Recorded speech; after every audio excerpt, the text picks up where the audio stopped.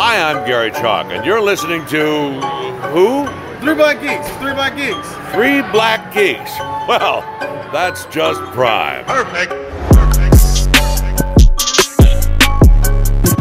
Knox.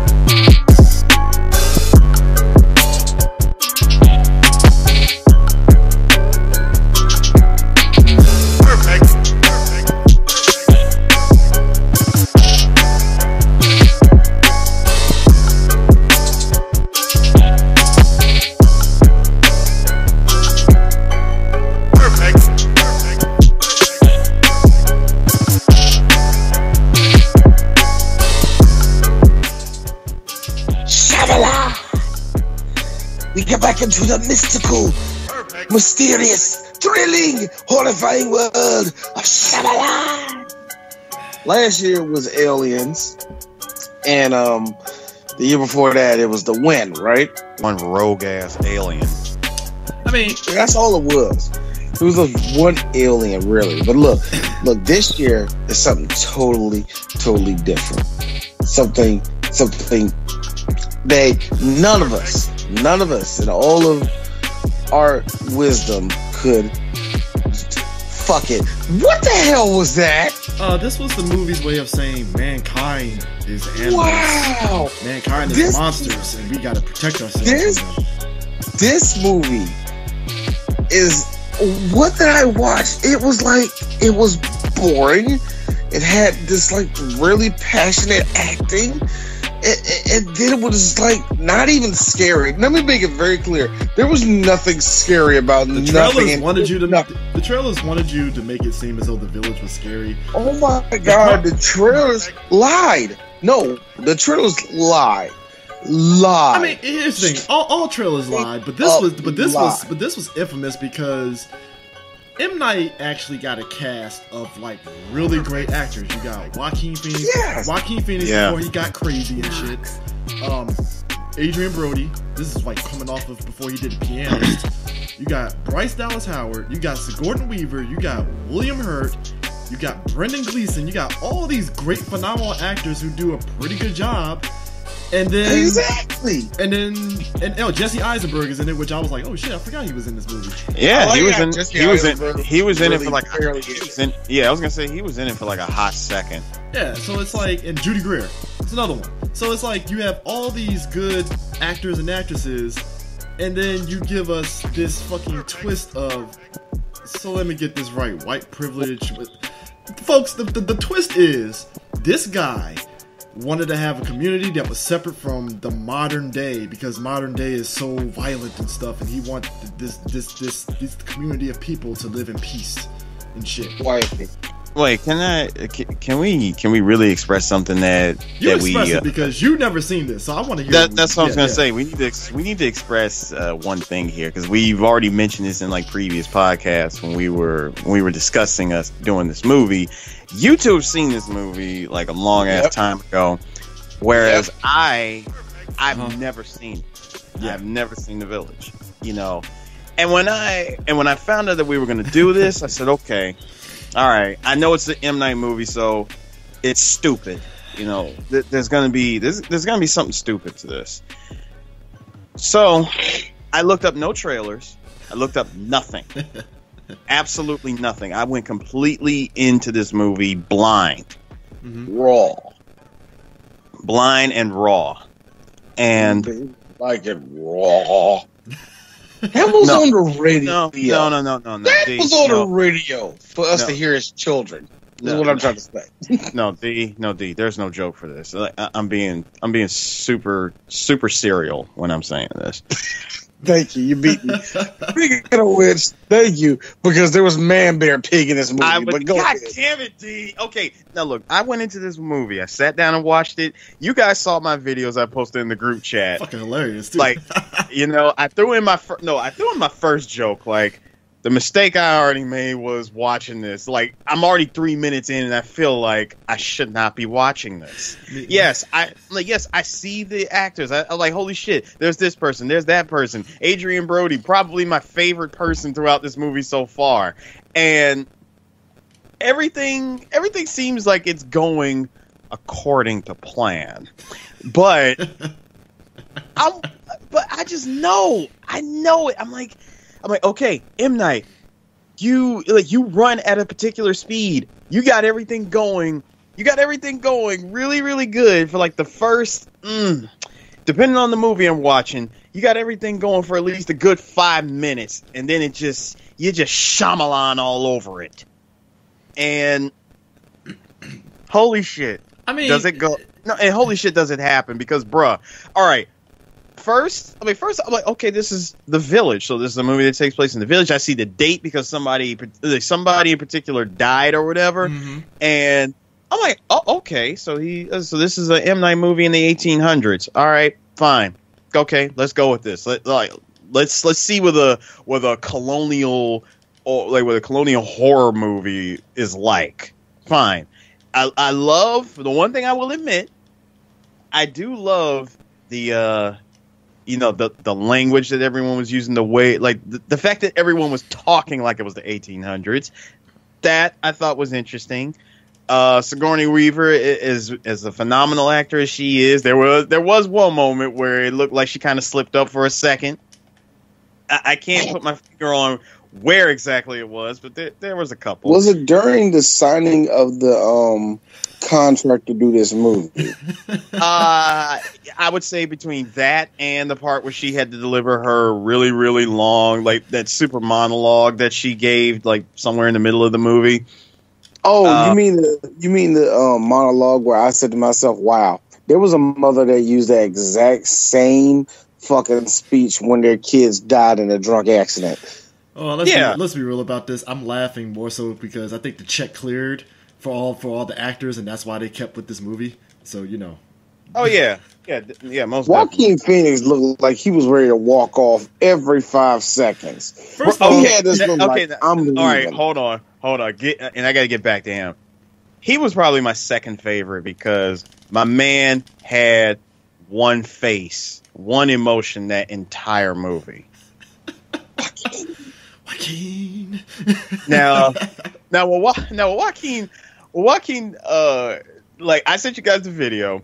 It was the part where a homegirl came in and just expressed all of her love to Joaquin Phoenix. Now, notice that Joaquin is literally a plank. He's a fucking piece of wood just standing there and just listening to this woman pour her heart out to him. And how does this scene treat me? Her bawling her fucking eyes out. I'm sorry, I am a cruel bastard, but I could not help but laugh at that. No, that was hilarious. Very hilarious. That was hilarious. It was so hilarious. It made me think to myself, like, did they do that on purpose? That's what I thought. Because that was funny. I mean, the dude had no emotion whatsoever. Absolute zero emotion. My man, like, dude, I swear, if the wind blew, you thought he was a mannequin because he did not move that entire speech. Yeah. And like she was going in like, I love you.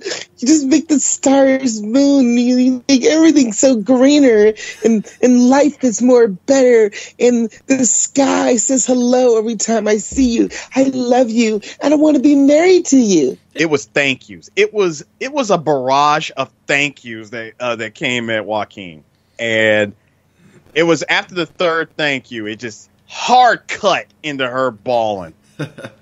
I mean, you remember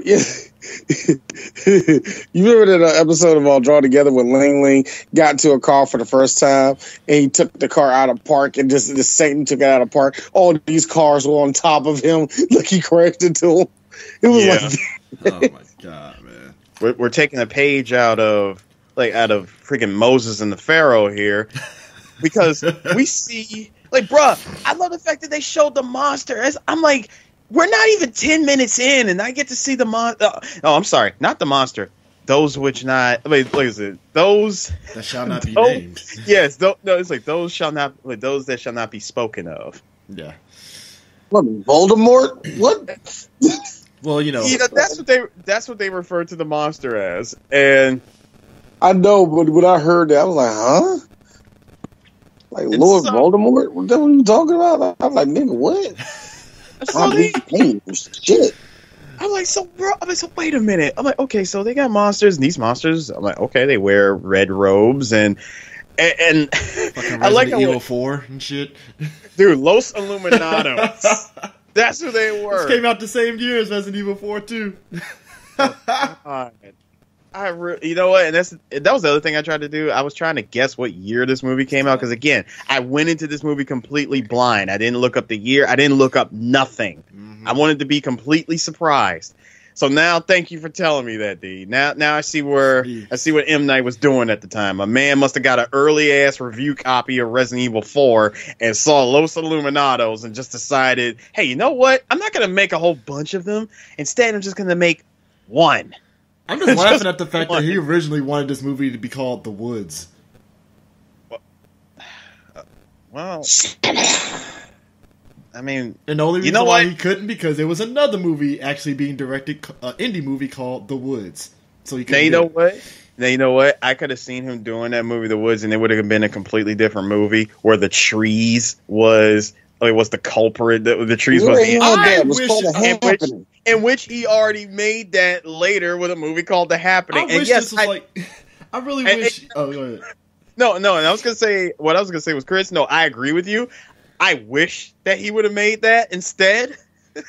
I mean, it's like this. I wish M. Night. I mean, like I said, I mentioned before we started recording that he's doing Glass, which is tying in Split and Unbreakable.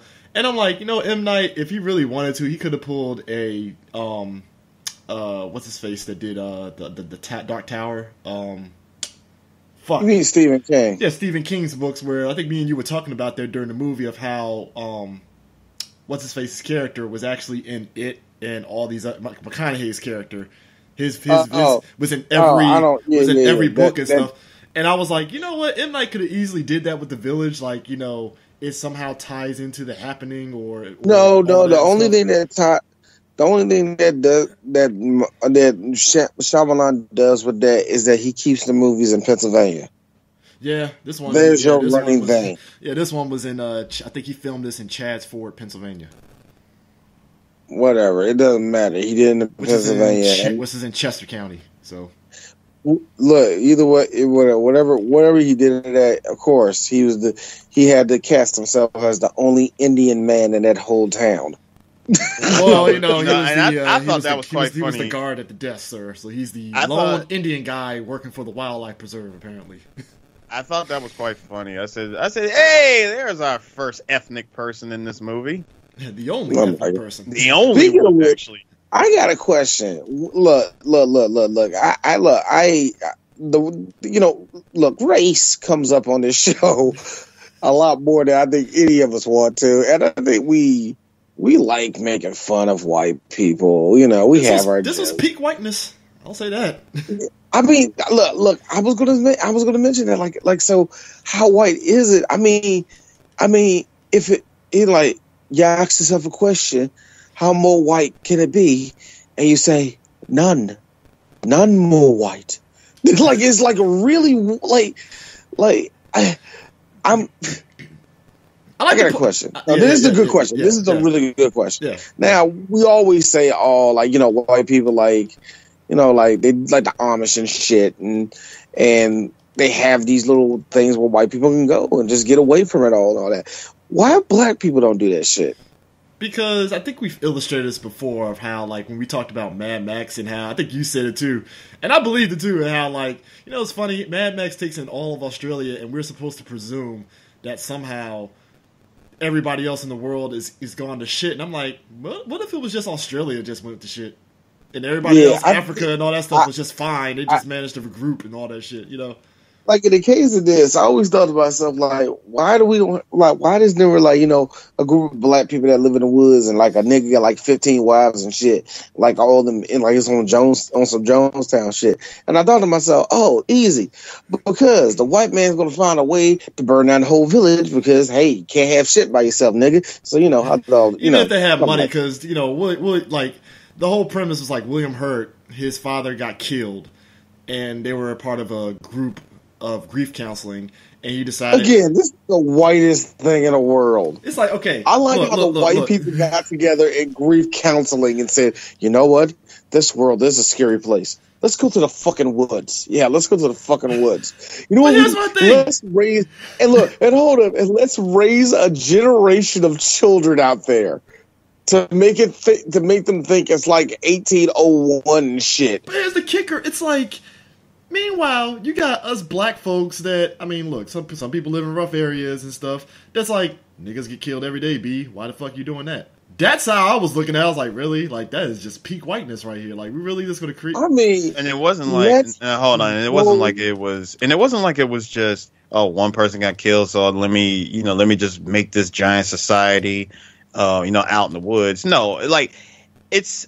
And you notice that when... I forgot who was it that held up that damn portrait.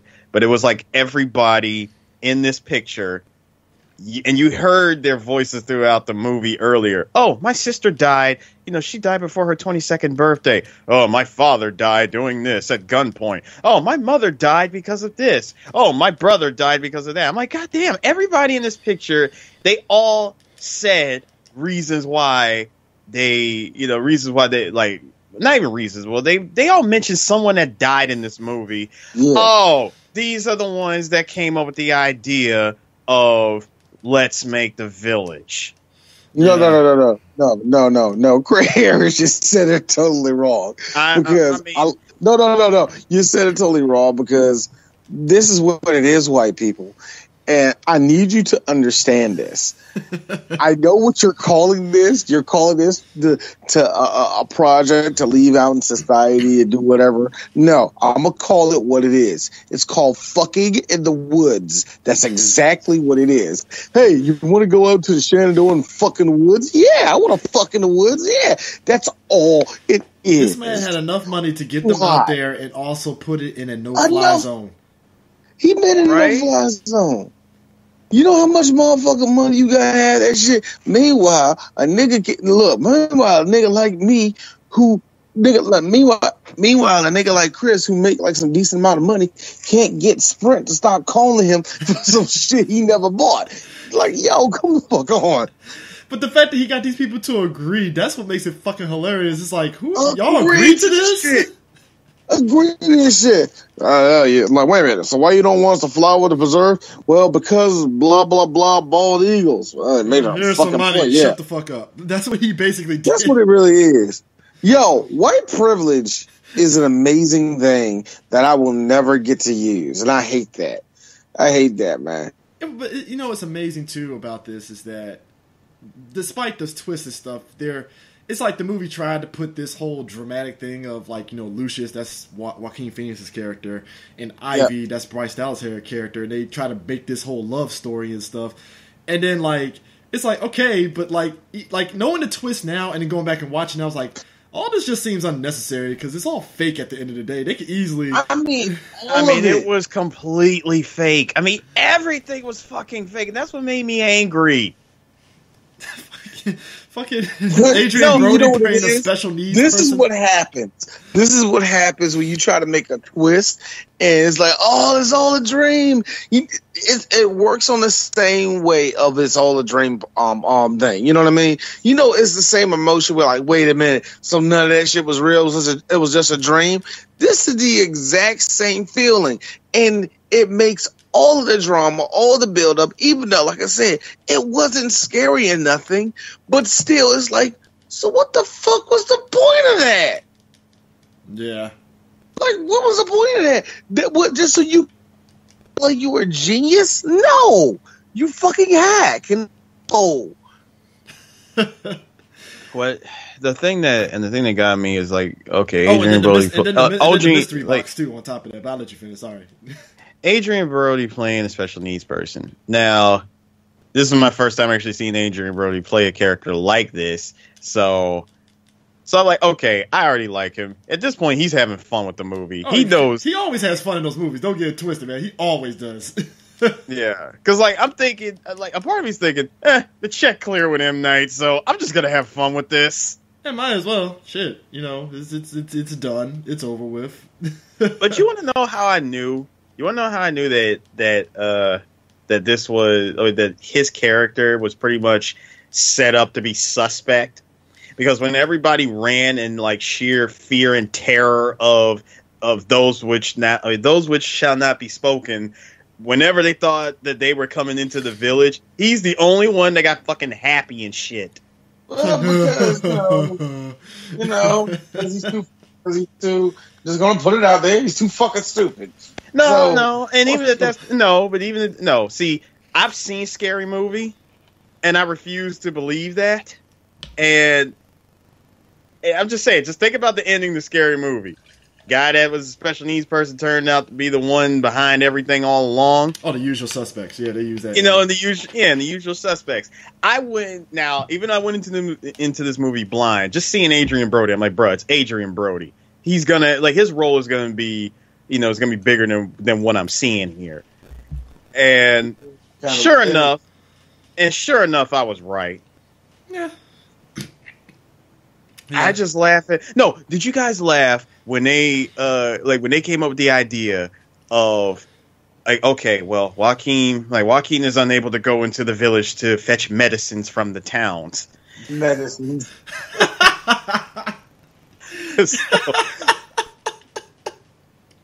Oh yes. Oh yes. Like, CJ, I'm letting you know, I paid attention to this movie. As much as it was pissing me off, I did pay attention.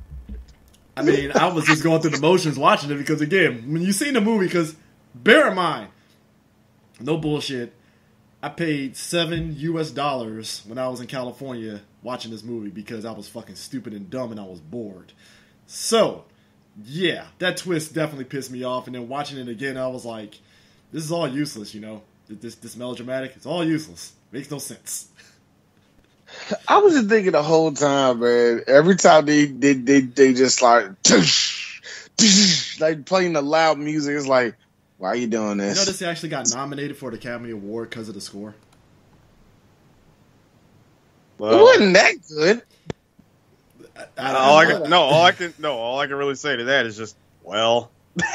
I mean, I'm just like, all right, cool. But here's the kicker about it, right? You know what got me mad rewatching it again was the aspect that they put so much emphasis on what's in the mystery box. What's in the box? Ooh. And you're thinking it's something else. Because again, if you don't know the twist, you're like, okay, I wonder what this could possibly be. And then it's like, oh, this is this stuff from outside the world. This is, okay, I guess. I thought it was going to be on some, for real, I really thought it was going to be, the first time watching it, I thought it was going to be some on some Attack on Titan shit where everybody turns into a monster or something. And they be like, I thought it would be like that. I gotta be real, I think Attack on Titan did take from the village. It just made it better. Don't do that. Nobody took for that. Honestly, CJ, that's not a high bar to try to go above. I know, but So what are you based off? I based some of this off of the movie The Village. This is going to be a piece of shit, isn't it? No, it's not. I improved it. I mean, Kojima based a lot of his stuff on American action movies and stuff. So I'm just saying. Yeah, but he based it off of good American action movies. Okay, you fair. I'm sorry, man. Fair enough. You're right. I'm not gonna say you. Are you doing the well he did it this one time thing you do, Chris? No. I was just saying Japan, period. I was just mentioning Kojima as an example because Japan does tend to do that. No. Kojima's weird and we just don't know it. We know he's weird, but we're just he's a fucking genius. He's like, you know what it is? This is a hot take here, but he's Kanye without the fucking crazy. Pretty much. What? I mean, everybody tells Kanye as the genius, and I'm like, Kanye's not a genius. Like, what we talking about here, folks? Well, Kojima is a genius. You know why? For some reason, I had to see some girl acting her butt off, while at the same time, she's in a skin tight suit. So I'm looking dead at her breast. So only Kojima can do that. And also dupe everybody into buying games they don't know what the fuck it's about. And Yeah. Shout out. Rich, you act like he fucks you for money No, already. no. I know he did. Like, I'm just saying. Even though like, I think this is future tense Chris talking right now. Chris is gonna buy this game. He's gonna say it's a walking simulator. I'm just looking. I was just gonna say shout outs to Death Stranding. Dude, I'm still laughing at how Kojima got fucking Guillermo del Toro to pop up in the fucking game. Guillermo was like, look, the shit didn't go down with the Hobbit movie, so it's going down with this shit. Actually, no, it wasn't even that. It was more like, all right, look, shit wasn't going right with Silent Hills, because like Konami was going up its ass. Let me go ahead and get Norman on speed dial real quick. And he got Norman Reedus, and Norman was like, fuck it, I ain't doing shit except Walking Dead and that motorcycle show. Why not? So yeah, the motorcycle. Motorcycle show. It is. It's basically Norman Reedus riding motorcycles and shit. That's like all it riding really motorcycles, like riding motorcycles across America, and he's doing that on the off season of Walking Dead. Renegade. Man, don't say that shit. If they remake Renegade with Norman Reedus, I'm in. Nigga, I'm in. I got a feeling that thing lame as hell. It'll be lame as hell. This nigga don't even kick nobody. You ain't even wearing the duster. This is bullshit. I mean, they got the everything. You want to know why we'll let it pass? Because he's rocking the angel wing vest. It's like he came off The Walking Dead. Literally off The Walking Dead. They doing everything they can to like blend all them shows together. Just make one big ass universe where all of it exists. Walking Dead universe. It's like everybody was joking about how they got what's his face off of Iron Man 2 and plugged him into Expendables and shit. Like get him off Iron Man 2. Homeboy they play Whiplash because he had the same fucking white. Mickey Ward is like, get him off Iron Man 2. We need it for Expendables. Yeah, it's just one part. He's just sitting down, painting the guitar. That's it. Well, I like how that's all he did, and yet he got some type of top billing on it. That was so sad. Like, we'll see. And slapped a chick's ass. So, CJ. I mean, if you can believe it, and we can go back to this piece of shit movie after I say this. If you can believe it, both Walking Dead and Breaking Bad exist in the same universe. Yeah, shit. Well, there you go. Why not? Why? They do. They do because I think it was in Fear. I believe it was in Fear the Walking Dead. Someone mentioned Heisenberg. Okay, that's a real scientist, though. No. Heisenberg from out in Albuquerque. They mentioned Walt without saying his name. Oh, Jesus. AMC. Meanwhile, I'm watching Better Call Saul, and I'm like, so we're gonna get this. We're gonna see, Saul in present day. That'll be nice. That'll be dope. The only time we actually did see that was only at the beginning of that one episode from this season, and it was only at the beginning, and it was right when shit was falling apart, and he was trying to get the hell out of his office. Yeah, and he got locked outside the wall too. That was like right after Jesse came back and like decked him in the nose. Yeah, I mean, but at the end of but going back to the movie though, it's like the melodramatic, because this is one of those movies you can't watch a second time, because once you've seen everything, it's like, is there really a point to watching this again? Because I don't see the point. Because all the melodramatic is for naught. They hype up the monsters in the woods, and then you come to find out it's fucking Special Ed in the fucking costume and shit. He got fucking hit in one of the damn traps by fucking Blind Master and shit. I'm like, okay. Yo, dude, okay. All right, first of all, did you like the fake ass, not even jump scare, but did you just like that momentary pause followed by monster run? Seeing the monster just stand there and then just proceed to chase after her. I wasn't scared. I laughed at that. I thought that was so funny. Because I'm like, why the hell is this monster sprinting after her? Like he's running the goddamn marathon instead. I'm thinking he would run like an actual monster would run. No, he's actually running like a human is inside playing this damn monster. Fuck out of here, movie. I don't like how every time for me, were you like me then, Eris? Every time the movie did the little doom, doom, the little jump scare stinger, and there was nothing there to jump scare you. Were you like, fuck you? Like, fuck yourself. This is no, bullshit. for me, I expected that. I expected it too, but they did it the whole movie. And by like halfway, when she was going through the woods and you saw something behind her, I was like, fuck you. That's not even scary. Stop it. Just stop it. You tried to do it the whole movie. Nobody's scared of it. No, but you want to know what I said the whole time? The whole time she was going into the again. Blind woman goes into the woods by herself to fetch medicines from the towns.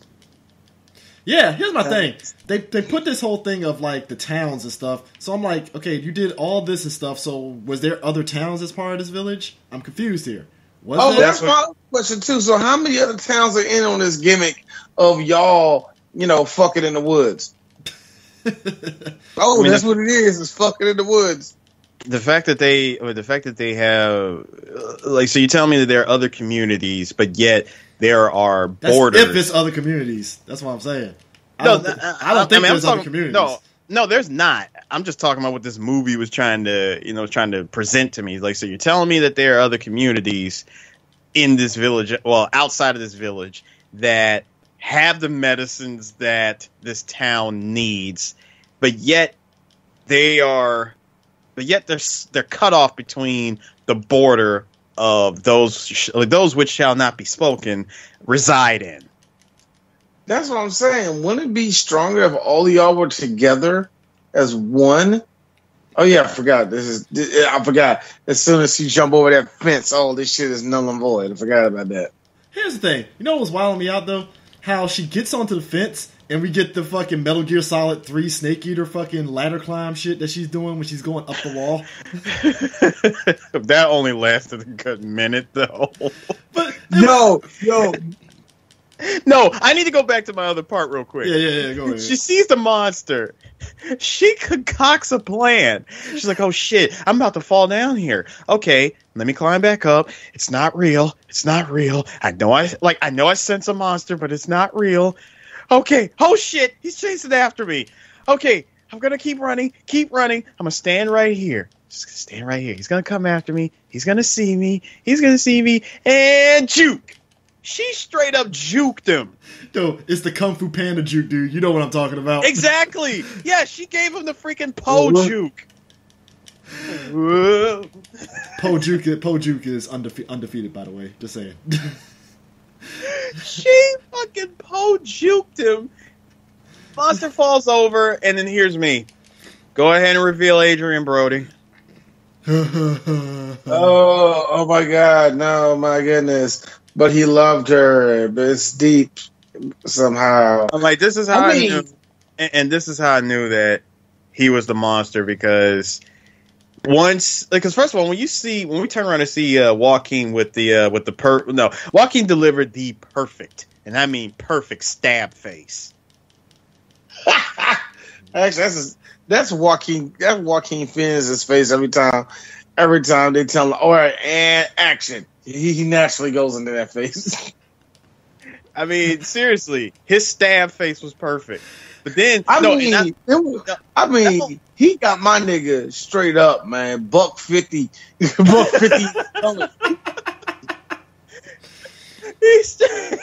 You're right. He caught with a $150 stab face and sold the hell out of that stab too. Did you see the way he dropped? Oh my God! The way he dropped to the floor, you thought he died instantly. So the question is this: so the guy who Adrian stabbed him because he was in love with Bryce. Yeah, is that what it was? Basically, that's what it was. Oh! And he didn't just stab him once. It wasn't just that simple. I love her. Stab. Instead, it was stab.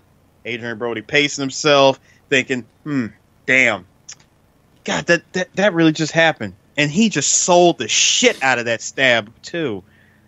Well, back to it. Stabbed him again. That'd be savvy. He stabbed him again. Now, I like how you see him later.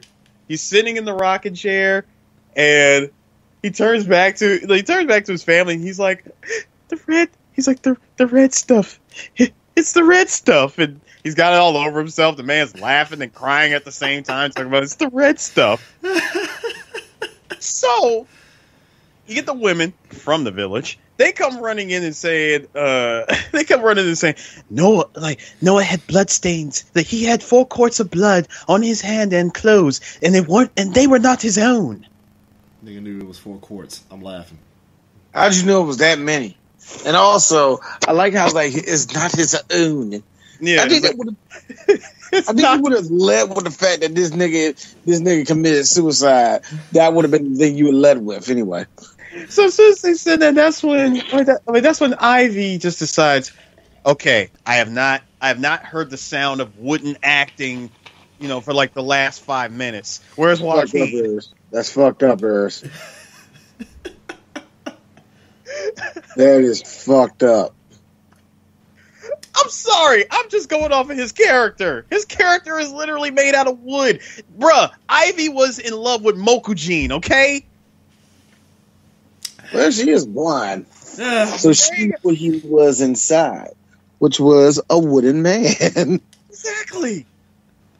I like how, but she was like, I do not hear him. It's like, where is he? No. I can't see his color. Yeah. Now, I got to be honest with you. That was such a Shyamalan line. Everything is a Shyamalan line in this movie. I can't tell.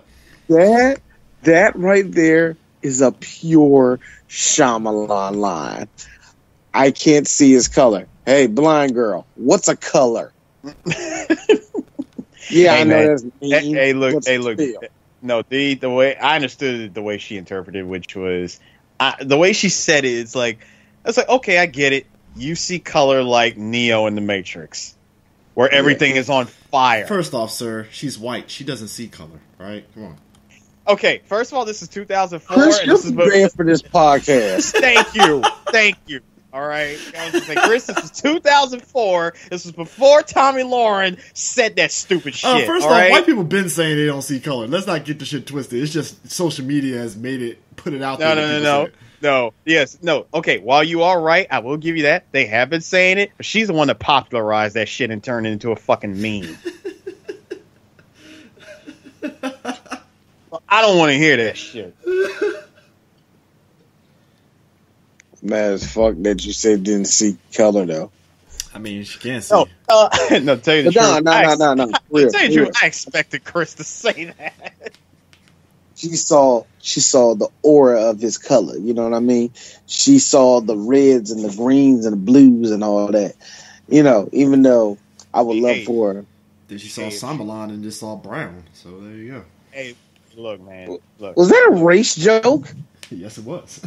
Was that a race joke? Hey, D, look. Yes, sir. Hey, D, look. If Charlie Murphy could see Rick James's aura, which was orange, I'm pretty sure Ivy saw taupe whenever she talked to fucking Joaquin. Oh my god! Here's my kicker. So the ranger gives her the medicine. So nobody picks up on the fact that she has modern medicine, like nothing. No. Remember, the parents. I love the fact that the pretty much the parents knew about this whole time, and it was a secret that they kept to themselves. And I'm thinking to myself, like, so y'all just out there just living it up, like no medication, none of that, not a cell phone, nothing. I mean, you guys really treated like the 1800s where you didn't have you have a doctor, but you ain't got no goddamn medicine on standby. That's the opposite of like the Amish people, except at least the Amish people, they give you a choice when you hit 16, 17, 18, where it's like, well, you can either stay here or you can go out in the real world. Take your pick. Go out in the real world where there's scary people and there are brown people. Wait a minute, those brown people that walk around, yeah, apparently they say their lives don't matter. I don't know what they're talking about either. Go to bed, Ezekiel. Now go to bed, Ezekiel. Thank you. Jeremiah. Oh my god, man. Like, dude, but that is, you brought up a good point there, D, in the aspect of, yeah, this is something that I don't see no single black person like jumping in on, because At some point, a black person gonna be like, "So can I go see my family? I mean, can I take a break? But then Can I again, take a vacation?" there were black people in Jamestown when Jim Jones did that shit down in Guyana. But I think that was a little bit different. But still, you know what I mean. There's always going to be black people that's going to be a part of something. Yeah. I don't think it's just like something on that scale seems so white and so privileged.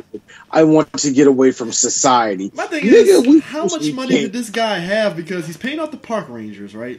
He's paying off people to not fly in that area of the village. Like, how long does this guy's money go before he runs out? Exactly. I would say money goes quite long. I mean, come on. You're white. You got privilege. Money. Bro, don't even ask. Don't even question the length of money, okay? And look, let's just be real. It's Wiliiam Hurt. It was Wiliiam Hurt being the leader of all this, and you see how eloquently he talks. So that means that it must have been a decent ass job. So and on top of that, it's Wiliiam Hurt. This is the guy who challenged Thor to a drinking contest. I feel like this movie is triggering only in that aspect of white people saying that we got to get up and make our own society. And I think, black man, I can't do that. I don't have that luxury. But yet you can. You can, white man who built the world the way it is. How is it? I get it. Yes, you were scared of the world because it took away something special to you and something that meant something to you. I understand that shit. But at the same time, it's like, yo, for real? Niggas die every day, You're B. white. You're white, and obviously you have enough money. No, think about it. You're white, and obviously you have enough money to pack up and go off into the middle of the fucking woods. Hold on. Pay off enough people at an animal preserve. Hold on, I ain't fucking done yet. Then on top of that, have enough stereo equipment to play screams and shit to keep all the children at bay and in fear. I'm not leaving that whole village. Then on top of fucking all that, you have enough money to stop helicopters and airplanes flying over that damn piece of land. And you know what pisses me off about it? White people can do that shit and black people can't. For the life of us, we fucking can't. And you, like, yo, this is white privilege on a level I have never seen before. And the fucking amazing part is a brown man wrote this story. You know what's amazing? Hey, D, real quick. I mean, you said that we can't do it as black people. That's why a brown man wrote it. Well, he had to make it believable. It's science fiction. First off, it's science fiction, but it's the most realistic science fiction I can see. Like I said, he had to make it believable. In the words of Francine, this is not fiction. This is real fiction.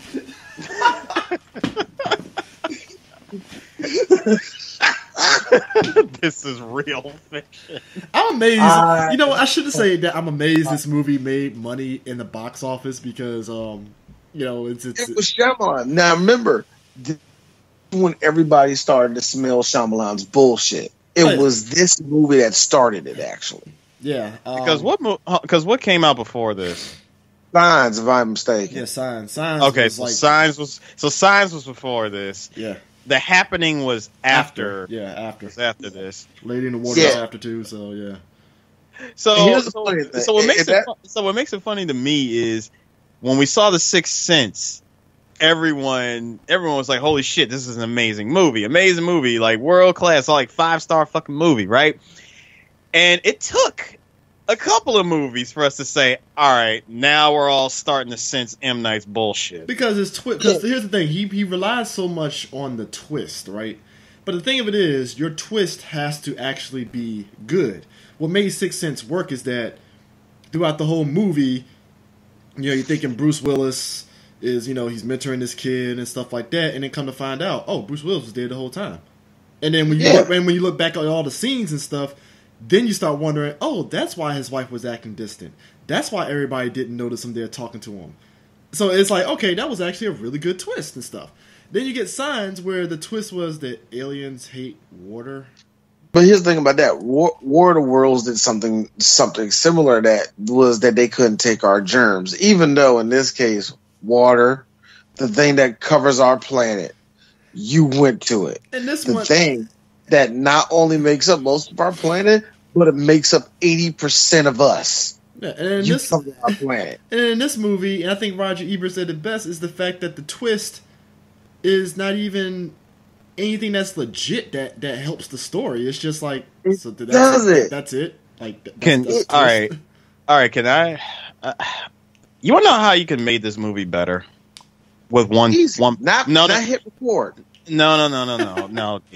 Okay, look, I know you want to be funny, but no, I'm being legit. Like, I'm being serious. All right, funny man. But seriously, no. Being super serial. Look, first of all, there were two twists.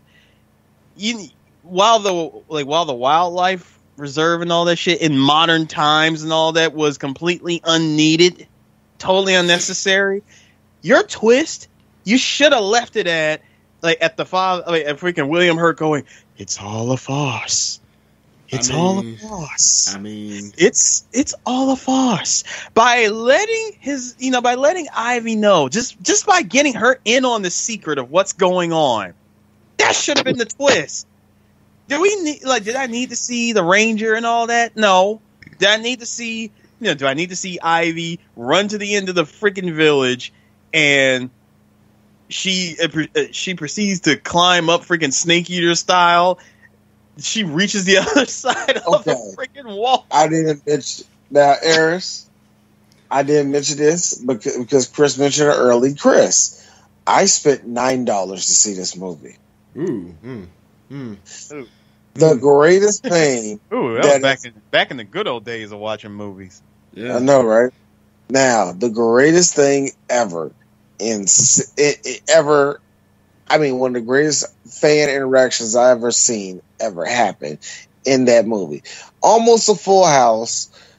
I forgot. I was either in Rivertown or I was like in DC. No, I was at Union Station when it was still up there. Yeah, I know, Union Station. Anyway. God, was it Union Station? I don't know. Anyway. But I'll never forget it. The second she was going up that fence and that heifer flipped over that fence and we saw a street and a fucking Jeep Cherokee come her way, everybody in the fucking movie theater. What the fuck? What? Yo, get out of here! What? This is stupid as shit. And here's the kicker, right? Everybody got mad. The kicker is that Wiliiam Hurt and them built that village in the 1970s, and they duped these people thinking it's 1885. I'm like, how the fuck you dupe these assholes and thinking it's way back then? Oh. You know? Oh God! He duped the kids. Let me rephrase that. He duped the kids he duped the kids because all the adults knew what was up. Yeah. It's just the kids. They were the ones running around believing the shit. There's always white people that run off to the woods. We teach our kids our own religion and our own language. They can be one with nature and all that. And you know who else wanted to do that? Who? Black people before y'all came over with ships and guns. Just saying. At some point, those kids are gonna ask about slavery, and they're gonna be like, "Hey, I believe any white person that willfully does that, they don't like black people. Just throwing it out there. I am just throwing it out there. I automatically think they don't like black people or anybody that's not Caucasian. You know what I mean? Just gonna throw it out there. Even then, I think they're just terrible people anyway. Because here's the fun part, Chris. Mm-hmm. How was the first 10 years of that before nobody was asking questions? You know what I'm saying? How sweet was that? And when the kids got a teenage age, they had to think themselves, "Oh fuck, we got to make up shit now." Why can't we go to the other town? We got to make a monster. It's bullshit, you know. Everyone come quick! Noah's been killed by the monsters. Here's Wiliiam Hurt. Well, we will give him a proper burial, but he's made our stories real.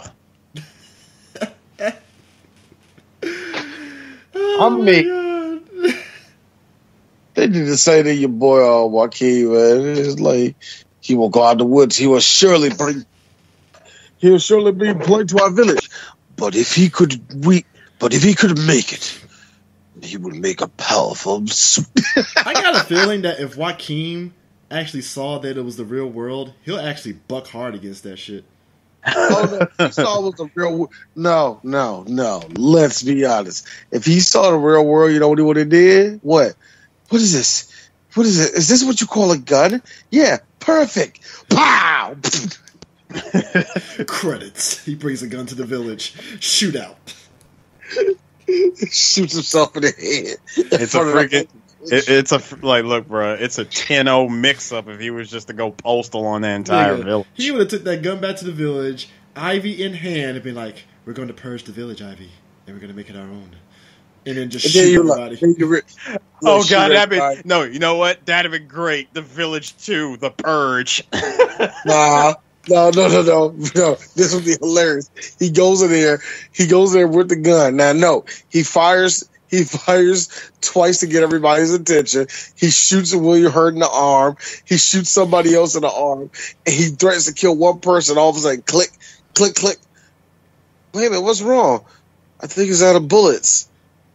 Oh shit! And he starts pistol whipping everybody.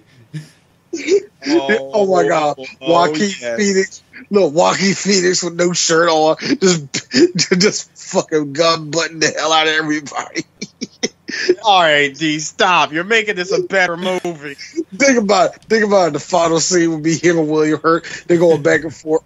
Motherfucking Joaquin's using the gun like Jackie Chan with a chair. It is awesome. Wiliiam Hurt rips his shirt off and he has the fucking old white man boobs and shit popping out and shit like, yeah. No, here's the even better part. He starts choking out. Hold on, here's the even better part. He throws the gun at Wiliiam Hurt. It bounces off his head and comes back to him. Yo, why the fuck Wiliiam Hurt got like choking about? He's like, "You will never take over the village." Then all of a sudden, Joaquin takes out the one bullet that he had in his pocket, put it into the gun, and shoots him in the head. It's just been revoked. I am so done. I swear to you, folks. If our versions had counted, this movie would have made way more than the 256 million worldwide that it made. I'm telling you. I would have look, Roger Ebert, like the tone quickly changed halfway when you could tell that director Dwayne Shaw came in and started making everything different. My only complaint was it's just been revoked. Clearly, that was a lie from Lethal Weapon that they put inside this movie. Was he being clever? Was he being funny? I don't know, but that actually wasted a lot of potential for this movie. It's still a thumbs down. God damn it. It's like, son of a bitch, I thought you would like this, Ebert. No. Here's your first. Wait, hold on. Here's Ebert. Actually, off the record, fucking love it. But I had to, but of course I had to, I had to go to work, so it is. Here's a Chris. You really had to put that "it's just been revoked" line in it, did you? Chris, you didn't say no. Meanwhile, right? I didn't say no. And no, Chris. Yeah, I didn't say no. Yeah, you're right. Okay. Meanwhile, it's like Richard Roper gives it a thumbs up and shit. Like, I actually enjoyed this movie. It was great. It has just been like Joaquin. What are you talking about the last song? What are you talking about the changes that they did to this movie? I think it improved it, but at the same time, I really want to know what was the vision of this movie in the first place. But honest, AD, and then in comes me. Look, Joaquin, I got to see you gun butt the entire village. We're done. So you just gun butt Ripley, all right? Come on. Exactly. You don't do that. No. Please, William, look. But here's it will make it better for us for a reason, because Wiliiam Hurt will say he doesn't want to be a part of the movie, and we have to recast his person. And that's easy for us because we'll go right out and get Rutger Hauer. And it'll be just as good. I'll be even better if anything. Got the power of Rutger Hauer. So there you go. This is the type of movie that Rutger Hauer would just magically pop up in as like the old man of the village and shit. You would think, but no, we got a shitty Shyamalan movie that really. I'm serious. The second she flipped over that fence, and you hear the Jeep coming, like, I'm like, okay. Real talk. No, real talk. They didn't play it. I understand it. They didn't have the music, the money for the music, but you know for a fucking fact, as that dude pulled up to her in that car, you heard it playing, blaring loud as day. I saw the sun. It opened up my eyes.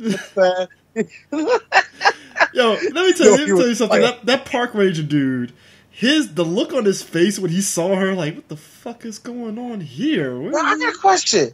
Now, did Shyamalan know about them in the woods? And he was directing that boy? He did. And I think the dude, because it sounded like dude was a new person to the job, apparently.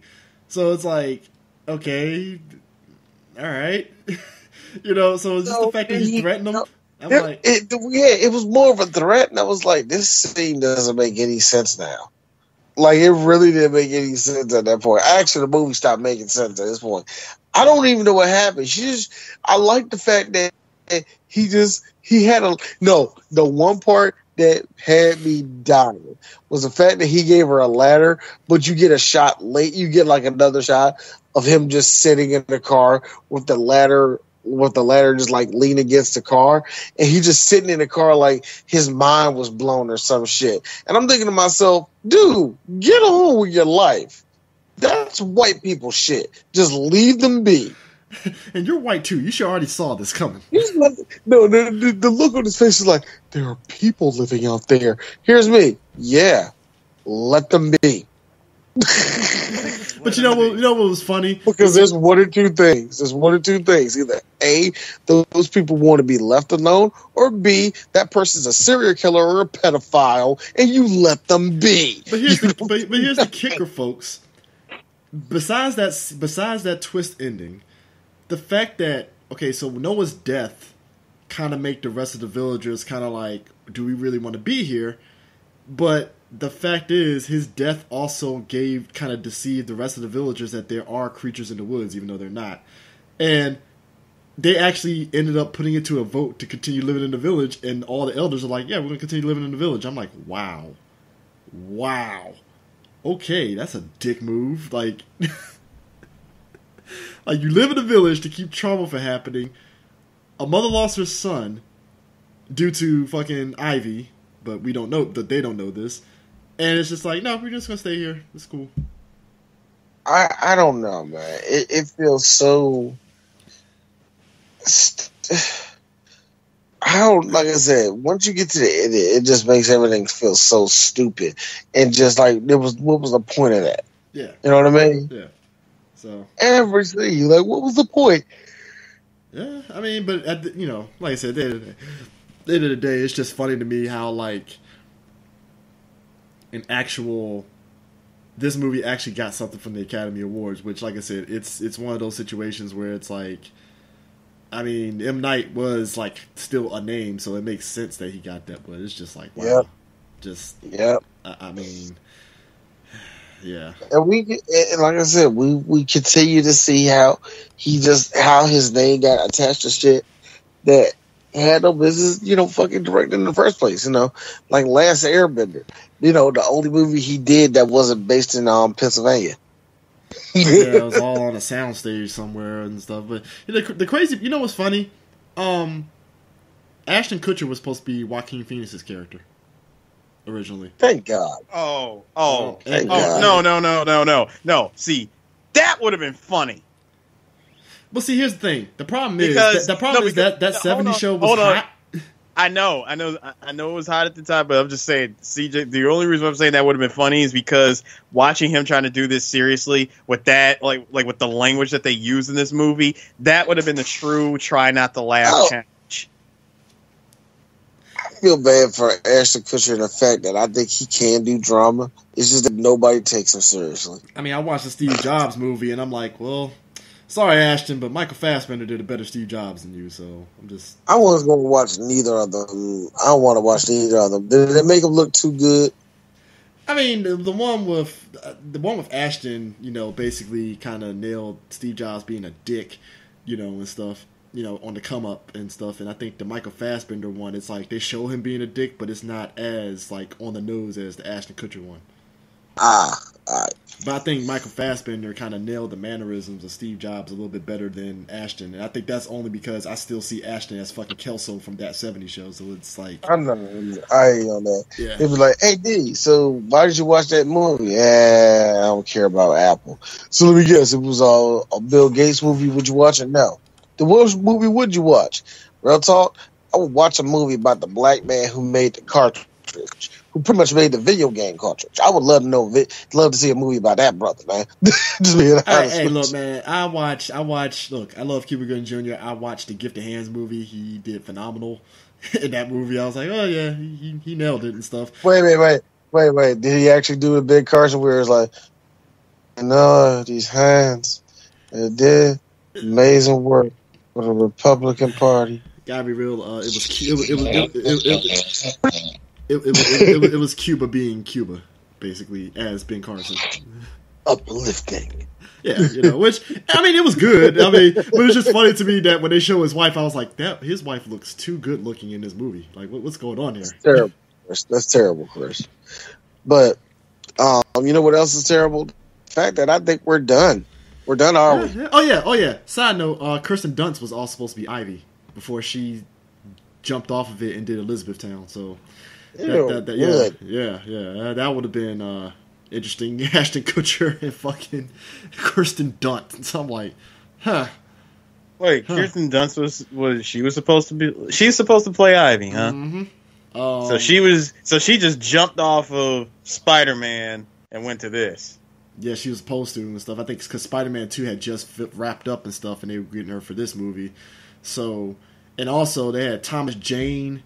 And fucking Darth Vader himself, Hayden Christensen, was going to play Noah. That would have been fucking hilarious. Oh, no. Yeah. No. Thomas Jane would have been... Well, I don't know. No. I'm saying that for Hayden Christensen because I can see it right. I can see it right now as he's falling down that freaking trap. You underestimate my power! I feel bad for his career, man. It's like after the fucking prequels were over, it's like that nigga did not have a fucking job whatsoever until fucking what was it? That movie with Chris Brown and them, Takers. Takers, yeah, I forgot about that. He wasn't that. Yeah, you gotta think how many people actually survived the prequels? Ewan McGregor, Natalie Portman, Samuel L. Jackson, Neeson. Yeah, Neeson. See, but Neeson was only one movie. Don't matter. He still survived it. That's true. But I'll tell you who didn't. Everybody did. Everybody that was supposed to. No, everybody that was supposed to made it. Yeah. Put it that way. Okay, yeah, but the one person who didn't though was good old Jake Lloyd.